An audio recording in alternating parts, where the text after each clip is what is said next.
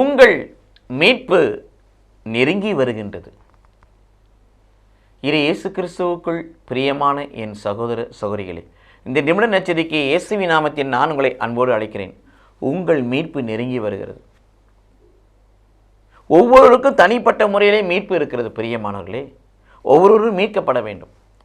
நீங்கள் 1 தீமோத்தேயு 2:4 வாசிப்பது போல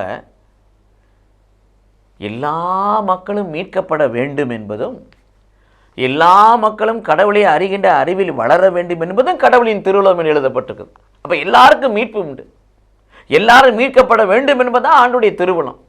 அந்த வகையில் பார்க்கின்ற பொழுது நாம் ஒவ்வொருவருமே அந்த மீட்பை சொந்தமாக்கி கொள்ள வேண்டும். அதை தான் இங்கே சொல்கிறார்கள்.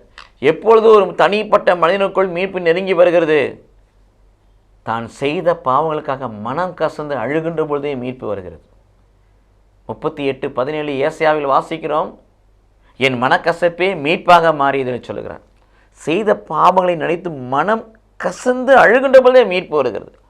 இரண்டாவது பிரியமானவர்களே, அது பாவ மன்னிப்பாக பாவ அறிக்கையாக மாறுகின்ற பொழுது அவர்கள் மீட்கப்படுகிறார்கள். அந்த மீட்பு அவங்களுக்கு முழுமை பெறுகிறது. நீதிமொழி 28:13 வாசிக்கிறோம், தன் பாவத்தை அறிக்கை செய்து விட்டுவிடுறவன் மீட்பு பெறுவான், வாழ்வு பெறுவான். தன் பாவத்தை அறிக்கை செய்யாதவன் வாழ்வு பெற மாட்டான், மீட்பு பெற மாட்டான்.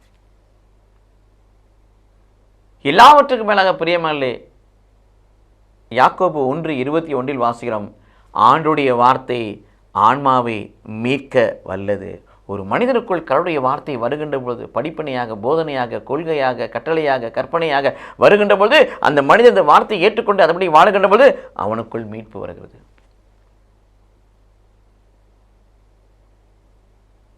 1 யோவான் 1:7 வாசிக்கிறோம், இயேசு கிறிஸ்துவின் ரத்தம் நம்மை சகல பாவங்களிலிருந்து மீட்கிறது, சுத்திகரிக்கிறது. இயேசுவின் ரத்தத்தினாலே மீட்பு. ஒரு மனிதன் இயேசுவின் ரத்தத்தை சந்திக்கின்ற பொழுது மீட்பு. ஒரு மனிதன் இயேசுவின் ஆவியோடு இணைகின்ற பொழுது மீட்பு. ஒரு மனிதன் இயேசுவின் வார்த்தையோடு இணைகின்ற பொழுது மீட்பு. ஒரு மனிதன் செய்த பாவக்காக மனம் கசந்து அழுகின்ற பொழுது மீட்பு. ஒரு மனிதன் பாவத்தை அறிக்கை செய்து பாவ மன்னிப்பு நிச்சயத்தை பெறுகின்ற பொழுது மீட்பு அவனுக்குள் வருகிறது.